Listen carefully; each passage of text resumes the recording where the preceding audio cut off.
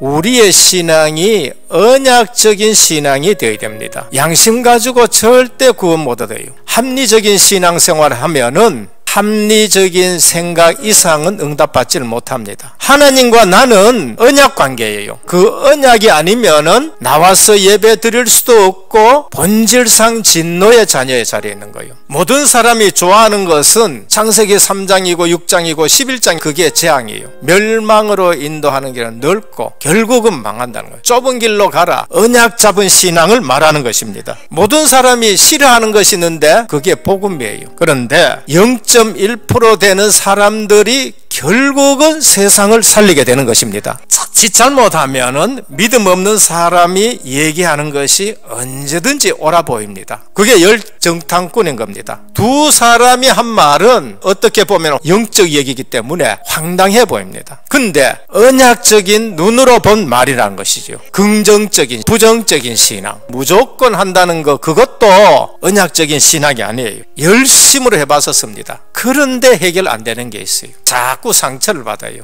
진짜 중요한 것을 아는 사람은 중요한 것을 붙들고 살아가는 겁니다. 구원의 확신, 아들이 있는 자에게는 생명이 있고 아들이 없는 자에게는 생명이 없는 일 하셨습니다. 내가 구원의 확신이 있다. 그 다음에 오는 게 기도 응답의 확신입니다. 하나님의 자녀가 말씀 붙들고 기도해서 응답받는다, 정확하게 인도받게 되는 겁니다. 어느 날 보니까 내 죄 문제가 해결되는 거예요. 인간은 연약하기 때문에 늘 죄 지을 수밖에 없는 존재예요. 그래서 과거, 현재, 미래 문제가 해결된 것입니다. 승리의 확신입니다. 왜 내게 이런 시험을 줬느냐? 감당치 못할 시험은 하나님이 허락지 않는 줄 믿으시길 바랍니다. 시험 당할 길쯤에는 피할 길도 주신다고 하셨어요. 언약의 백성은 절대 망할 수가 없습니다. 오늘 본문은 끝까지 쓰임받는 여호수아입니다.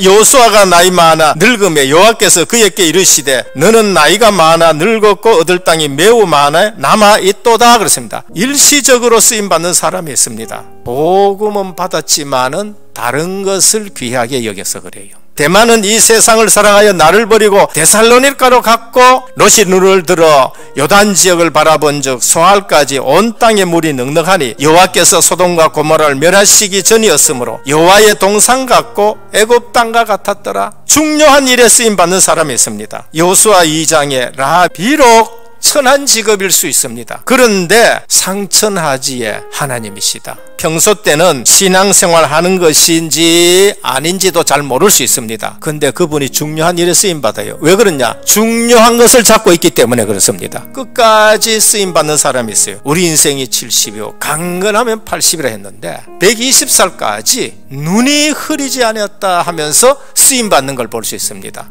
가나안 정복의 지도자 여호수아 피언약 붙들고 나와 내 집은 오직 여호와를 섬기겠노라고 결론 낸 거 있죠. 평신도 중직자 갈렙입니다. 그날에 들으셨거니와 그곳에는 아낙 사람이 있고 그 성읍들은 크고 견고할지라도 여호와께서 나와 함께 하시면 내가 여호와께 말씀하신 대로 그들을 쫓아내리이다고 했습니다. 그래서 여호수아가 여분네 아들 갈렙을 위하여 축복하고 헤브론을 그에게 주어 기업을 삼게 하시며 그가 이스라엘의 하나님 여호와를 온전히 쫓았음이라고 했습니다. 다윗 왕, 내가 이새의 아들 다윗을 만나니 내 마음에 합한 사람이라 내 뜻을 다 이루게 하리라 하시더니 바울 사도 나의 달려갈 길과 주 예수께 받은 은혜를 이루려는 내 생명을 조금도 귀한 것으로 여기지 아니하노라. 제대로 언약을 체험하시길 바랍니다. 좋은 일이든지 나쁜 일이든지 우리에게 늘 와요. 그때 우리는 구원받은 하나님의 백성이고 주님이 나와 함께 하신다. 교회의 기준, 공동체가 기준이 되고 내 인생에 잘못된 부분이 있는데 복음 안에 들어오면은 합력하여 선을 이루게 하실 줄 믿으시길 바랍니다. 이 사실을 알고 나서는 죽어도 살아도 괜찮다. 복음만이 증거되면은 감사하고 기뻐한다라고 했습니다. 내가 예수 그리스도 외에는 전부 배설물이다. 그리스도가 가장 고사한 지식이라고 말씀했어요. 감옥 안에 있으나 감옥 밖에 있으나 내게 능력 주시는 자에서 내가 모든 것을 할 수 있는이라는 겁니다. 언약 전달의 중요성입니다. 5년 동안 가나안 땅에 영적 싸움을 싸웠지만은 아직도 남아있어요. 사사기에 보면은 그 사람들이 늘 이스라엘을 괴롭히는 거 있죠. 이거를 정복 못하면은 후손들이 또 어려움을 당해요. 블레셋 사람의 진에 싸움을 도둔 자가 나왔는데 그 이름은 골리앗이요 가드 사람이라. 언약 전달이 얼마나 중요하냐. 제대로 언약 전달받은 다윗이 나와가지고 이걸 해결하는 겁니다. 지금 또 정복하지 못한 237, 5천 종족이 지금 남아있는 것입니다. 인구 비율로는 90% 이상, 어쩌면은 99%가 복음 듣지 못했습니다. 종교로 된 천주교, 교권이 된 기독교, 0.1% 외에는 종교생활 한 데가 너무나도 많다는 걸 우리에게 말씀합니다. 성경적 전략으로 하나하나 우리가 세계 복음화 해 나가야 되는데, 이 중요한 복음이 이해는 되는데 내 체질하고 안 맞다, 말씀을 안 들어서 그런 거예요. 자세히 들으면은 내가 틀렸다는 거 나오고, 성공이 문제가 아니구나. 하나님이 우리에게 주시는 말씀은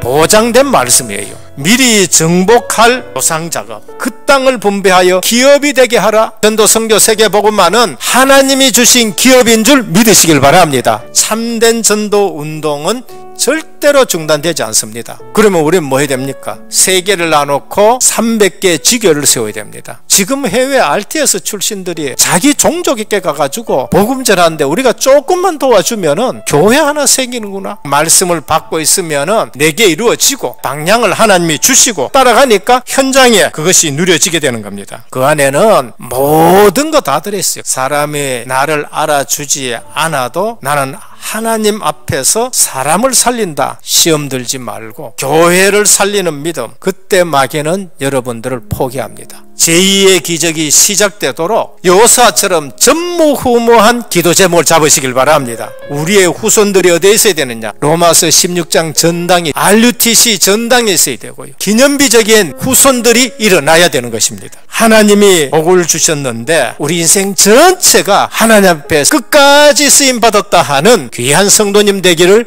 주 예수 그리스도의 이름으로 축원합니다.